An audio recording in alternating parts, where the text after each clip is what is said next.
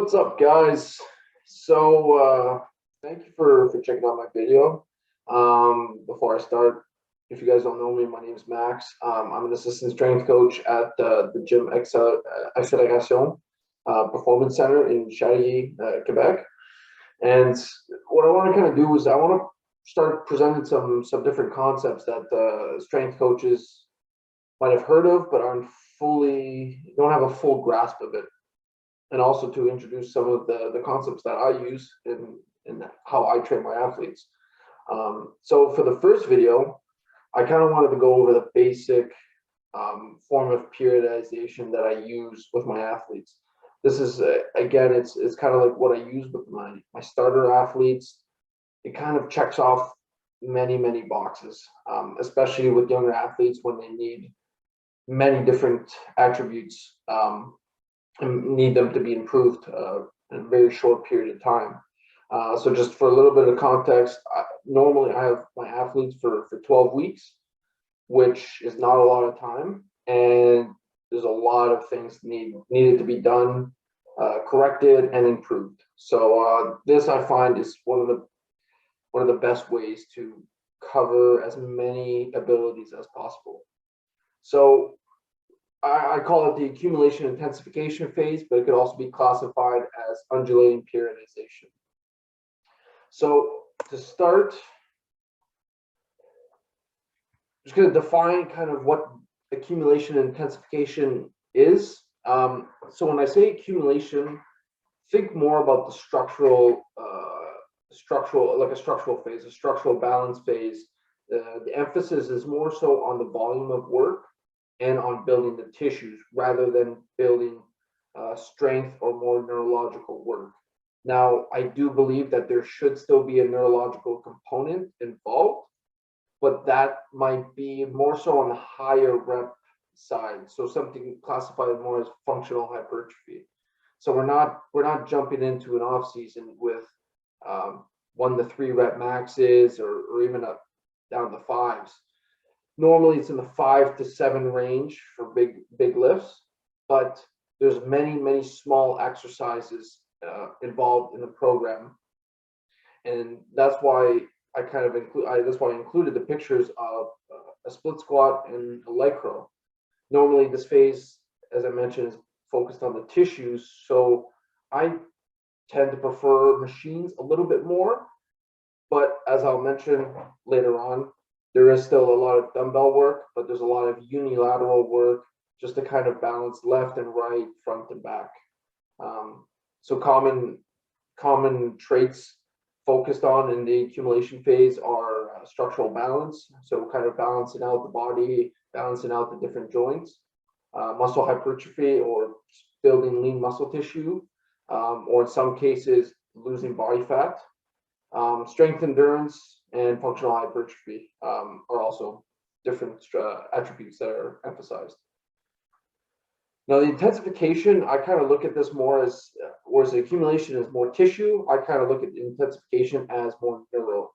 By neural, I mean there's a higher intensity, so normally the repetitions decrease %, but the intensity or the let's say the total weight on the bar goes up, or whatever, the total load increases. Now, I'm not saying this needs to be a strength phase, but for some athletes, let's say it's younger athletes that still need to build tissue and can get stronger just by getting bigger or building muscle, they might do more functional hypertrophy. And I'll show some examples later on. But this is kind of the phase when I start to introduce some large compound movements. This is where you're kind of your squats, where you go from a split squat to a squat, or a dumbbell press to a bench press, pull down to a chin up. Just larger movements instead of small machine work. And as I mentioned, due to the higher intensity, the volume needs to be decreased, because if you're pushing, you can burn the candle at both ends. So while intensity increases, the volume needs to come down a little bit to prevent the athlete from burning out, especially if it's early on in the off season. Intensity also, I kind of want to clarify, intensity doesn't necessarily mean the percentage of a one repetition max. I kind of also view intensity as intensiveness, or uh, how close a set is performed to failure. So I don't work with many bodybuilders, but let's say if I was working with someone who wanted to focus on body composition, well, I might start to include, say, drop sets or extended sets in this intensification phase, something that's more neurologically demanding, um, and that needs extra recovery. So depending on the athlete, some attributes focused on in the intensification phase would include functional hypertrophy, absolute strength, speed strength, explosive strength, and speed. This could also depend where they are in their off season. Now, just kind of want to clarify what undulating periodization is. It's kind of, think of like a wave. Okay, so there are many different types. There's a daily. So this would be, you perform a different intensity zone each day in a microcycle, or a week typically. So let's say on day one, it's a medium intensity. So let's say around 70 to 80, 85%. The next day might be a low. So it might be 50 to 70%. High might be around, let's say, above 90% of your one repetition max. You have a rest in there, and then you repeat. Then there's also weekly undulating periodization, which is very common, where in my own training, I've seen certain specific lifts when I was working with a coach. Certain lifts would kind of follow this periodization scheme, where, say, on 1 week, I'm at a medium intensity, maybe 3 to 5 rep range. Next week, I might drop down to 1 to 3 reps, but a much higher intensity, and then come down to a lower intensity just to let myself recover. The way I program for my athletes is more of a monthly undulating periodization. So each phase is about 3 weeks long, which gives me 4 phases. So what I do is I alternate accumulation, intensification, accumulation, and intensification. So they get 2 accumulation and 2 intensifications in their 12-week cycle. This is typically how I use my work with my athletes, and it's worked so far. But I want to clarify that I wouldn't use it for everybody. This is more for general and beginner athletes. Now, why undulate? It's really focused on preventing the body from accommodating to a certain stimulus. So there's a lot of accommodation, which essentially means that the body accommodates or no longer adapts to the stimulus of the exercise if the exercise selection or load remains constant. Kind of like the way I like to think about it is, if imagine going to the mall and you walk into an Abercrombie and Fitch store. Right, the smell of cologne is just extremely powerful once you walk in. I would say almost lethal sometimes. However, if you just tough it out and you just walk it around looking at some clothes, well, over time you might notice that, oh, I don't smell it anymore. Well, this is just, it's kind of like your body, you're accommodated to the smell. It's no longer a stress to you. So, but if you had left the store, let's say I went to another store and then came back, that smell might hit you again. So training is essentially a stimulus or a stressor, and it initially forces the body to adapt to the stimulus. And once it's no longer perceived as a stress, well, you're not going to get any more improvements from it. So what we do, or what I do typically, is normally after 3 to 4 weeks, the adaptations or improvements start to plateau or even decrease. So what I do is every 3 to 4 weeks, I will switch the stimulus.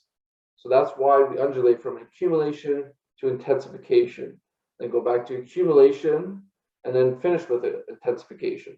So essentially, you're never letting the body get too comfortable with a certain stimulus. Now, this is probably the main reason why I like this form of system, It's because with my athletes, I need to bring up many different qualities at the same time. So typically athletes, especially hockey players, all right, they come to me, they haven't trained for a long time, and they're out of shape. They have mobility issues, they lost muscle mass, they might have gained body fat, they lost strength. So and at the same time, we need to increase performance, so they need to get faster. So what this does is essentially I focus on one trait or one or two traits at a time, and then I switch to another focus. But while I'm focusing on another trait, those first couple traits are not going to decrease because of the residual effects of training. So if you look here, all right, strength can be retained 30 plus or minus 5 days. All right. So if you think about this, 3 weeks, that's 21 days. If I focus 3 weeks on muscle hypertrophy, all right, then I switch to 3 weeks of strength. Well, the hypertrophy is not going to go away, and I'm focusing on strength. Now, if I go back to hypertrophy, well, that strength is not going to go away because it's only been 21 days and it doesn't fit in that 25 to 35 day period where strength might decrease. But then for that final phase, after 21 days, I don't let strength decrease and I go back to strength. So if you look at this, essentially, I'm able to bring up multiple traits at the same time. So in the example here, I've got one trait that I'm emphasizing. I bring that one up, while the other one is isn't touched. In the case for strength, obviously, once they start training, they're going to get stronger. But just purely for the sake of this presentation, imagine strength doesn't increase. Now, for the next 3 weeks, I don't focus on hypertrophy. I simply focus on strength. Okay, maybe the fourth week or the third week, it might come down slightly, but it's insignificant. So strength increases, then I don't focus on that. I go back to hypertrophy. Hypertrophy comes up even more, and then for the final phase, I bring back the strength. So it kind of, at the end, what you see is that they've gained muscle mass and they've gotten stronger. So for athletes, this is typically what I like to do, especially if there's many different traits that need to be improved or corrected. So thank you very much, guys, for listening. If you enjoyed this, please share it with other strength coaches or other strength enthusiasts. But also stay tuned for the next video, as I'll give a more concrete example of a 12-week progression and kind of give you some ideas for exercises, rep schemes, just give more of a detailed outline of how a 12-week and alternating between accumulation and intensification phases, how that might look over a 12-week period. And as always, if you guys have any questions, my emails are there, my Instagram is there. Please don't hesitate to send me an email or a DM, and hope to see you guys in the next episode. All right, see you guys.